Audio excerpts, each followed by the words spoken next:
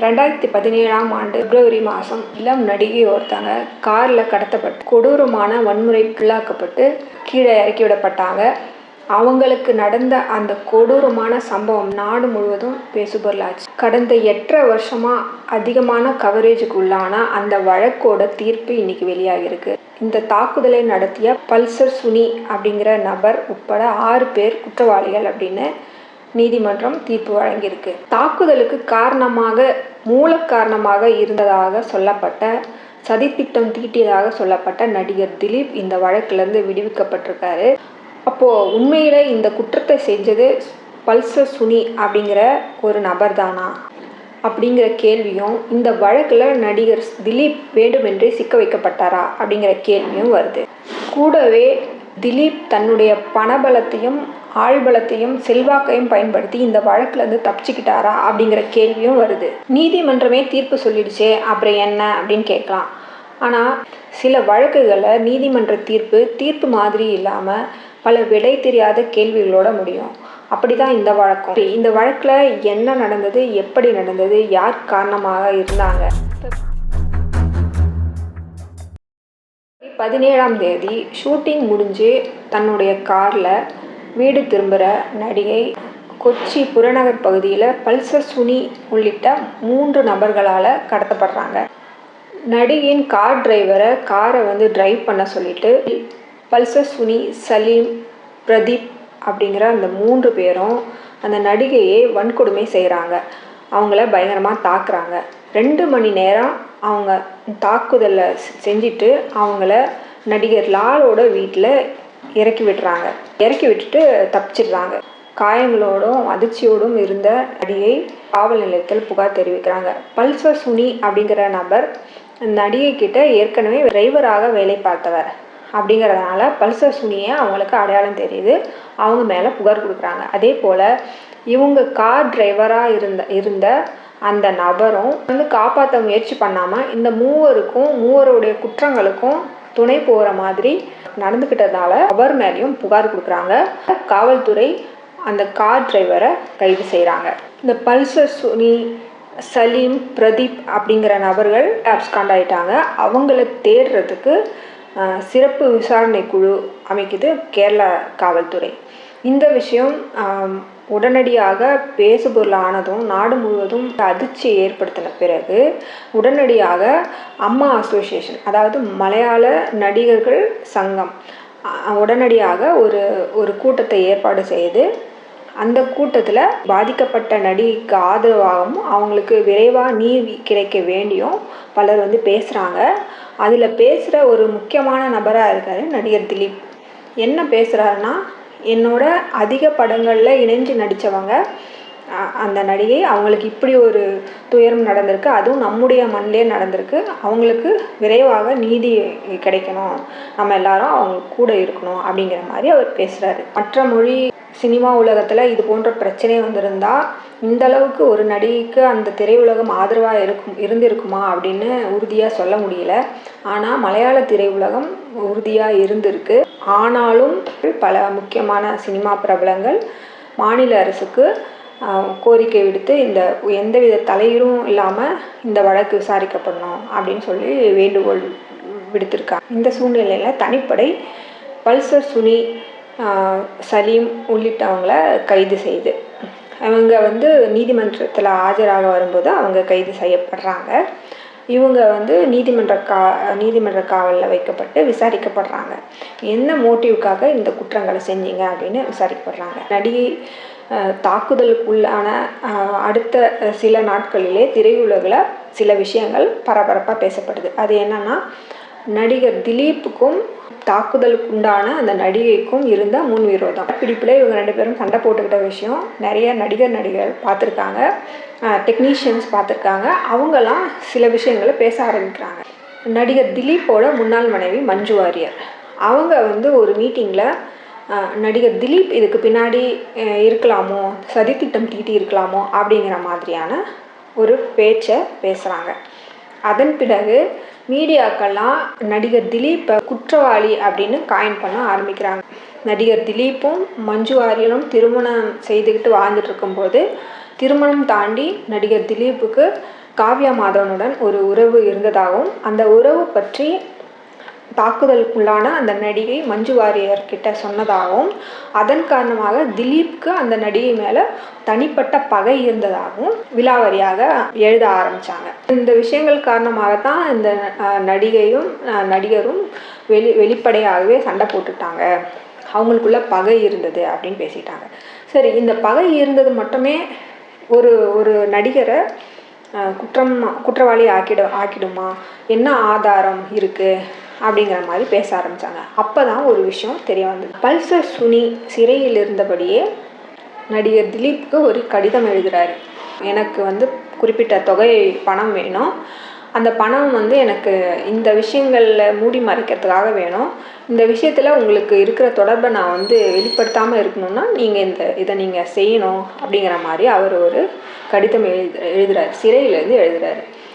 இந்த சிறை கடிதத்தை கைப்பற்றிய விசாரணை குழு உடனடியாக நடிகர் திலீப்பை விசாரிக்குது.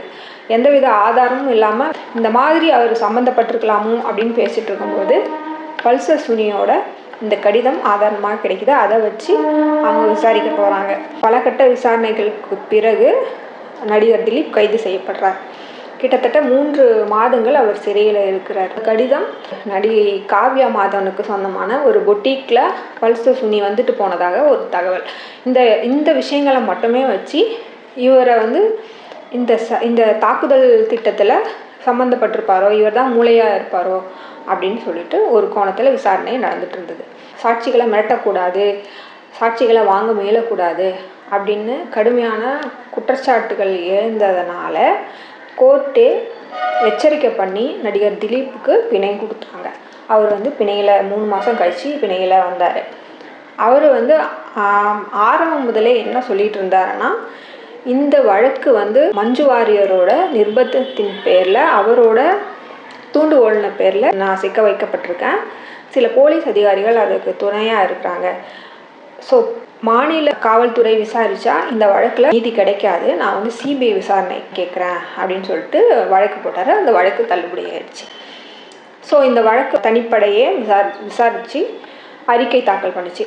நடுவில் 2018 2019 காலகட்டத்தில், கொரோனா காலகட்டத்தில் இந்த வழக்கு அப்படியே நின்று போச்சு. 2020 ஜனவரிக்கு அப்புறம் இந்த வழக்கு விசாரணை நீதிமன்றத்தில் ஆரம்பமாச்சு. குற்றப்பத்திரிகை தாக்கல் செஞ்சிருந்தப்போ அந்த குற்றப்பத்திரிகையில் நடிகர் திலீப்புக்கும் பாதிக்கப்பட்ட அந்த நடிகைக்கும் முன் விரோதம் பகை இருந்தது. அந்த பகையை நாங்கள் நேரடியாக பார்த்துருக்கோம், அவங்களோட உரசலை நாங்கள் நேரடியாக பார்த்துருக்கோம் அப்படின்ட்டு 50க்கும் மேற்பட்ட திரையுலக பிரபலங்கள், திரையுலகை சார்ந்தவங்க சாட்சி சொல்லியிருந்தாங்க. இந்த வழக்கு நீதிமன்றத்தில் விசாரணைக்கு வந்தப்போ அதில் பெரும்பான்மையானவர்கள் நாங்கள் அந்த கருத்தை சொல்லலை, நாங்கள் அப்படி சொல்லலை அப்படின்னு சொல்லிட்டு பிழை சாட்சியாக மாறிட்டாங்க. அதாவது சிலர் திலீப் மேலே இருந்த தனிப்பட்ட பகை காரணமாகவும் நாங்கள் இந்த கருத்தை சொன்னோம் அப்படின்னு சிலர் காரணங்கள் சொன்னாங்க.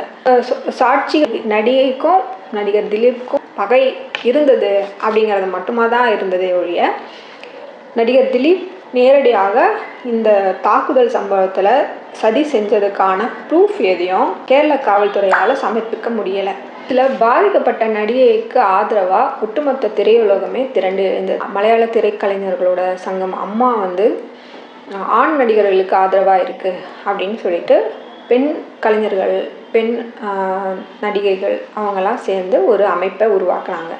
அந்த அமைப்பை முன் வச்சு இந்த திரையுலகில் நடக்கிற பெண்கள் தொடர்பான சுரண்டல்கள், பெண்களுக்கு எதிரான ஒடுக்குமுறைகளை பேசுகிற இடமாகவும் அதை விசாரிக்கிறதுக்கு ஒரு குழு அமைக்கணும் அப்படின்னும் பினராயி விஜயன் அவர்கிட்ட அந்த குழு கோரிக்கை வச்சாங்க. அதன்படி ஹேமா கமிட்டி அப்படின்னு ஒன்று அமைச்சு இந்த சினிமா பெண்களோட பிரச்சனைகளை என்னென்ன, அது எப்படி களையலாம் அப்படின்னு விசாரித்து அறிக்கை தாக்கல் செய்ய முதலமைச்சர் உத்தரவிட்டிருந்தார்.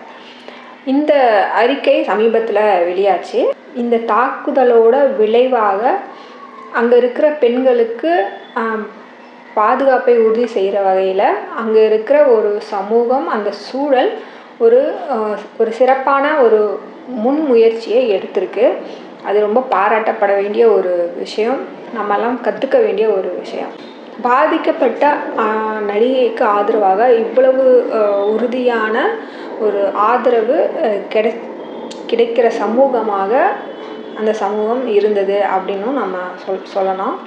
அதே சமயம் குற்றம் சாட்டப்பட்ட நடிகர் திலீப்போட செல்வாக்கு, புகழ் எல்லாமே வந்து பறிக்கப்பட்டது அப்படின்னு சொல்லலாம். இவரோட நான் நடிக்க மாட்டேன் அப்படின்னு நடிகர்கள் சொன்னது, இந்த மாதிரியே சம்பவங்கள்லாம் நிறைய நடந்தது.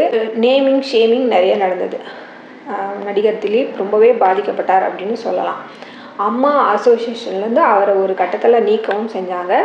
அதே சமயம் அவர் மீது சுமத்தப்பட்ட குற்றங்கள் எதுவும் நிரூபிக்கப்படலை அப்படின்னு தெரிய வந்ததுக்கு பிறகு, இந்த தீர்ப்பு வரத்துக்கு முன்னாடியே அவரை வந்து திரும்பவும் அம்மா அசோசியேஷனில் சேர்ந்துக்கோங்க அப்படின்னு அப்போது தலைவராக இருந்த மோகன்லால் அழைப்பு விடுத்தார். அதுக்கு நடிகைகள் நிறைய எதிர்ப்பு தெரிவித்த காரணத்தினால திலீப் அந்த வாய்ப்பை வந்து மறுத்துட்டார். அவர் வந்து அம்மா அசோசியேஷனில் இணையலை. அவர் வந்து குற்றவாளி தான் அப்படின்னு நிரூபிக்கப்படாத முன்னாடியே இவர் குற்றம் செய்திருக்கலாம் அப்படிங்கிற ஒரு யூகத்தின் அடிப்படையில் அவருக்கு ஏராளமான சேதம் விளைவிக்கப்பட்டது. மஞ்சு வாரியருக்கும் நடிகர் திலீப்புக்கும் 2015 விவாகரத்து நடக்குது. அவங்களுக்கு ஒரு பெண் குழந்தை இருக்காங்க. விவாகரத்து நடந்த ஓராண்டுக்கு பிறகு காவ்யா மாதவனுக்கும் நடிகர் திலீப்புக்கும் திருமணம் நடக்குது. அவங்களுக்கு அதுக்கு பிறகு ஒரு பெண் குழந்தை பிறக்கிறாங்க. மஞ்சு வாரியருக்கும் நடிகர் திலீப்புக்கும் பிறந்த பெண் குழந்தைய இவங்க தான், காவ்யா மாதவன் தான் வளர்க்குறாங்க. மஞ்சு வாரியர் தன்னுடைய எந்த பேட்டியிலையும் நடிகர் திலீப் பற்றி ஒரு மோசமாக இவர் வந்து இப்படிப்பட்ட மனிதர், ஒரு மோசமான மனிதர் அப்படிங்கிற மாதிரியான எந்த ஒரு பேட்டியும் அவங்க கொடுத்தது கிடையாது. திருமணம் தாண்டிய உறவு அவருக்கு இருந்தது, அதனால தான் நாங்கள் விவாகரத்து பண்ணிட்டோம் அப்படின்னு கூட அவங்க வந்து வெளிப்படையாக பேட்டிகள் எதுவும் கொடுத்தது கிடையாது. ஒரு பிரபலமான நடிகையாக இருக்காங்க, அவங்க மீது தாக்குதல் நடத்தினா நம்மளுடைய பேர் எந்த அளவுக்கு கெடும், நம்மளுடைய செல்வாக்கு, நம்மளுடைய இத்தனை நாள் சேர்த்து மரியாதையெல்லாம் எந்த அளவுக்கு கெடும் அப்படின்னு எந்தவித புரிதலும் இல்லாமல் தான் இந்த சதித்திட்டத்தை நடிகர் திலீப் தீட்டினாரா அப்படிங்கிற ஒரு கேள்வி முதன்மையாக எழுது. இந்த தீர்ப்பின் அடிப்படையில் பார்க்க போனால், இந்த கைதான முன்னாள் கார் ஓட்டுநரும் இந்நாள் கார் ஓட்டுநர்களும் இவங்களுக்கும் நடிகைக்கும் ஏதாவது முன்பகை இருந்திருக்கலாம். அது என்ன மாதிரியான முன்பகை அப்படின்றது தீர்ப்பு முழுமையாக வந்த பிறகே நமக்கு தெரிய வரும். அந்த முன்பகையின் காரணமாகத்தான் இந்த தாக்குதல் நடந்திருக்கலாம். ஏன்னா இந்த தாக்குதலை கேமராவில் ஒளிப்பதிவு செஞ்சுருக்காங்க இந்த பல்சர் சுனி அந்த கேங்கு. அப்படியேப்பட்ட தாக்குதல் செஞ்சு அதை ஒளிப்பதிவு செஞ்சு மிரட்டி காசு பறிக்கலாம் அப்படிங்கிற எண்ணம் அவங்களுக்கு இருந்திருக்கலாமோ அப்படின்னும் சொல்லப்படுது. இன்னொரு முக்கியமான விஷயம், எல்லா தீர்ப்புகள்லையும் இந்த கொலையை செய்தது யார், இந்த தாக்குதலை நடத்தியது யார், என்ன காரணத்துக்காக தாக்குதல் நடந்தது அப்படின்னு எல்லா காரணங்களும் விலாவரியாக சொல்லப்படாது. இந்த தாக்குதல் இவங்க நடத்தியிருக்காங்க அப்படின்னா இவங்களுக்கு எதிரான ஆதாரங்கள் இருக்கா, இருந்தால் இவங்களுக்கு என்ன தண்டனை, அதுபடி தான் சட்டம் நமக்கு தண்டனை கொடுக்கும். தாக்குதலை யார் வந்து திட்டம் போட்டு கொடுத்தார், அப்போ திட்டம் போட்டு கொடுத்தார் அப்படின்னு ஒருத்தங்களை வாயளவில் சொன்னால் அது சட்டத்தின் முன் செல்லுபடி ஆகாது அப்படிங்கிறது தான் உண்மை. இன்றைக்கி சோஷியல் மீடியா திறந்தா நடிகர் திலீப் வந்து பணத்தை கொடுத்து இந்த தீர்ப்பை வாங்கிட்டாரு, அவருடைய செல்வாக்கை பயன்படுத்தி இந்த தீர்ப்பை வாங்கிட்டாரு, சாட்சிகளை வாங்கிட்டாரு அப்படின்னு ஏகப்பட்ட தியரிகள் வந்து உலகிட்டு இருக்கு. இந்த எல்லாமே தியரிகள். உண்மையாகவே நடிகர் திலீப் இந்த தாக்குதலுக்கு முதன்மையான காரணகர்த்தாவாக இருந்தால் அது வந்து கோர்ட்டு முன்னாடி போய் நிற்கணும், ஆதாரங்களோடு பேசப்படணும், சொல்லப்படணும். அப்படின்னா மட்டும்தான் அவருக்கான தண்டனை கிடைக்கும். அதுதான் சட்டம். சட்டம் தன்னுடைய கடமையை செய்யலை, நீதி தேவதை கண் கட்டிக்கிடுச்சு அப்படின்னு நம்ம சொல்ல முடியாது. எல்லா விஷயங்களும் நம்ம பேச மட்டும் போதாது, ஆதாரங்களோடு சமர்ப்பிக்கப்படணும். இப்போது நிறைய பெண்கள், நடிகைகள் எல்லாருமே வந்து அந்த பாதிக்கப்பட்ட நடிகைகளுக்கு கூட இருப்போம். அந்த முக்கியமாக இவங்க டார்கெட் பண்ணது யாருன்னா நடிகர் திலீப்பை தான். நடிகர் திலீப் வந்து இந்த தாக்குதலுக்கு காரணமாக இருப்பார் அப்படின்ற யூகத்தில், அப்படின்ற அவங்க நம்புகிற தன்மையில் இவருக்கு வந்து விடுதலை கிடைச்சிச்சு, அது வந்து நியாயமற்றது அப்படின்னு நிறைய பேர் வந்து சொல்லியிருக்காங்க. குறிப்பாக நடிகை பார்வதி, ரீமா கலிங்கல் போன்ற நடிகைகள்லாம் இந்த தீர்ப்புக்கு எதிராக தங்களுடைய ஆவேசமான கருத்துக்களை வந்து சொல்லியிருக்காங்க. நீதி கிடைக்கல அப்படிங்கிற ஒரு விரக்தியில் இந்த ஆவேசமான கருத்துக்களை நம்ம வந்து எழுப்பலாம். நீதி அமைப்புங்கிறது அறிவுபூர்வமாக இயங்கக்கூடிய ஒரு அமைப்பு. அதுக்கு தேவை தர்க்கபூர்வமான ஆதாரங்கள் மட்டும்தானே தவிர ஆவேசமான ஒரு உணர்ச்சி குமுறல்கள் அதுக்கு தேவையில்லை. அது வந்து சாட்சியாக எடுத்துக்கவும் எடுத்துக்காது. இது வந்து நன்றாக சட்டம் படித்தவங்களுக்கு தெரியும். ஆனாலும் இதை வந்து செய்ய தவறியிருக்காங்க அப்படின்னும் சொல்லலாம். ஒருவேளை உண்மையாகவே நடிகர் திலீப் இந்த வழக்கில் குற்றமற்றவராகவும் இருக்கலாம். இன்னைக்கு வந்து தீர்ப்பு வெளியானதுக்கு பிறகு கோர்ட்டுக்கு வெளியே ஒரு ப்ரெஸ் மீட் கொடுக்குறாரு. அதில் ஒரு முக்கியமான ஒரு கருத்தை சொல்கிறாரு. மஞ்சு வாரியர் முதல் முறையாக இந்த வழக்கில் சதி நடந்திருக்கு அப்படின்னு சொன்ன பிறகு தான் இந்த வழக்கில் தான் சிக்க வைக்கப்பட்டதாகவும், அதுக்கு பிறகே ஊடகங்கள் வேணும்னே என்னை மாட்டி விட்டதாகவும் இவர் வந்து குற்றம் சாட்டியிருக்கிறாரு. இன்னும் சில கான்ஸ்பிரசி தியரிகள் கூட உலவிக்கிட்டு இருக்கு.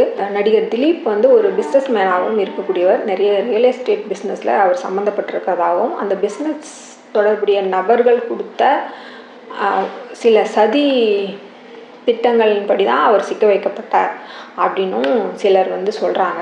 உண்மை என்னான்னு தொடர்புடையவங்களுக்கு மட்டும்தான் தெரியும். என்ன இருந்தாலும் பாதிக்கப்பட்ட பெண்ணுக்கு இப்படியான ஒரு கொடூரமான செயலை செய்த அந்த நபர்களுக்கு சட்டத்தின்படி தண்டனையை நீதிமன்றம் அறிவிக்கும் அப்படின்னு நம்பலாம். காத்திருப்போம். நன்றி, வணக்கம்.